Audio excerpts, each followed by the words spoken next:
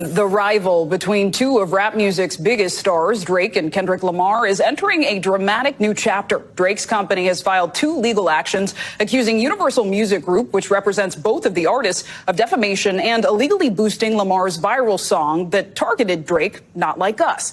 Lawyers for Drake allege UMG enacted a scheme to, quote, artificially inflate that song. Ever feel like, the music charts are kind of rigged? Well, Drake seems to think so. He's accusing his own label, Universal Music Group, of some seriously shady tactics. Oh, wow. To boost his rival Kendrick Lamar's diss track, Not Like Us. Interesting. We've got all the latest news articles that you sent in. Okay. And let me tell you, this is one deep dive you won't want to miss. It is a fascinating case, right? Especially given the long history between these two, hip-hop titans. Yeah. Their rivalry goes back over a decade.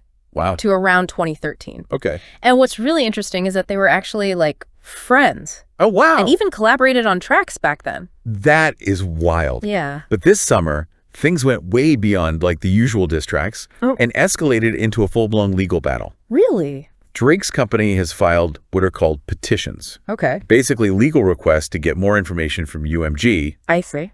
And their claims are pretty explosive. So Drake's team is alleging that UMG engaged in illegal tactics to make Not Like Us a chart topper. And they're also accusing UMG of knowing about and ignoring serious accusations made against Drake within the song itself. I see.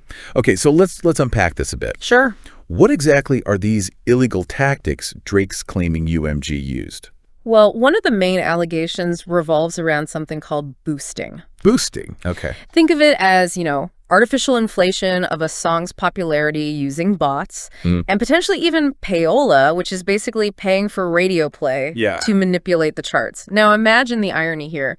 UMG represents both Drake and Kendrick. It's like they're playing both sides of the chessboard. Right. But is boosting actually illegal? It feels like something that happens all the time in the music industry. Right. So that's the million-dollar question. Yeah. And honestly, it's a bit of a gray area. While boosting itself might not be a specific crime, it could fall under broader laws, like false advertising or deceptive business practices. So give us an example. Help us understand that. Okay. Imagine a company promoting a product based on fake reviews. It's a similar principle. Okay. Different industry. Gotcha. So UMG could be in legal trouble. Yeah. Even if what they're doing isn't explicitly against the law. Exactly. And it gets even more serious. Okay. Drake's team is hinting at the possibility of civil RICO charges. RICO charges? Yeah, RICO is usually associated with organized crime. Oh. Think mob bosses and racketeering. So we're talking potentially mafia level legal trouble for a record label. This isn't just some behind the scenes music industry drama. It's not. This could have major legal consequences. That's right. These accusations are not to be taken lightly. Yeah. Now, in addition to boosting, Drake is also claiming defamation. Right. Based on lyrics in Not Like Us. Okay, so what exactly is he saying is defamatory? Well, the song seemingly accuses Drake of being a sex offender. Wow. An allegation he strongly denies. Right. Now, it's important to note that Drake isn't suing Kendrick directly yet. He's targeting UMG, claiming they were aware of these potentially damaging accusations and didn't take steps to address them. So he's going after the deeper pockets, the label itself. Exactly. Sounds like a carefully calculated legal strategy. Precisely. By targeting UMG, Drake is essentially saying they had a responsibility to protect their artist from these serious accusations. And these petitions he's filed are really just the opening salvo. They're designed to, gather evidence and identify all the players involved before launching a full-blown lawsuit. So it's all about laying the groundwork for a potentially explosive legal battle. Yes. And what has UMG said about all of this? Well, they've issued a public statement denying all of Drake's claims. They're emphasizing their commitment to ethical marketing practices and basically saying, we play by the rules and these accusations are baseless.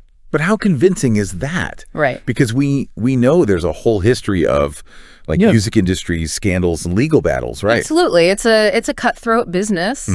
And the temptation to, bend or even break the rules can be immense, especially when you have millions of dollars in chart positions at stake. This is where it gets really interesting, right? Like, what are the chances this actually goes to court?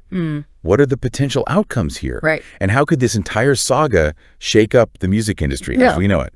We'll delve into all of that and more after a quick break. Sounds good. Okay, so we've laid out the accusations, Right. but this whole thing feels like much bigger than just Drake and Kendrick. What are the chances this actually ends up in court? Well, it's hard to say for sure at this point. If Drake's team uncovers enough evidence to back up their claims, we could definitely see a lawsuit. And if that happens, buckle up, because it could send shockwaves through the entire music industry. So we're talking potential like industry-wide reforms. Possibly, yeah. Could this case like change how we think about like the charts? And even like what it means to be a hit these days. Absolutely. This could force a reckoning with how prevalent chart manipulation really is. That's a good point. Think about, streaming services. Right. They've completely changed the game. Totally. It's not just about radio play anymore. Yeah. You have algorithms, playlists, all sorts of digital tactics that can be used to boost a song's popularity. And if those tactics are being abused or manipulated. Right. It raises some serious questions about like fairness and transparency. Exactly. Yeah. If labels are engaging in, shady practices to push certain artists, what does that mean for up and coming musicians who are trying to, break through based on genuine talent and hard work? They might not have the resources to compete in a system that's rigged against them. It's almost like we need a whole new set of rules for the digital age. Yeah. How do we even measure success in a world where, streams and algorithms can be manipulated?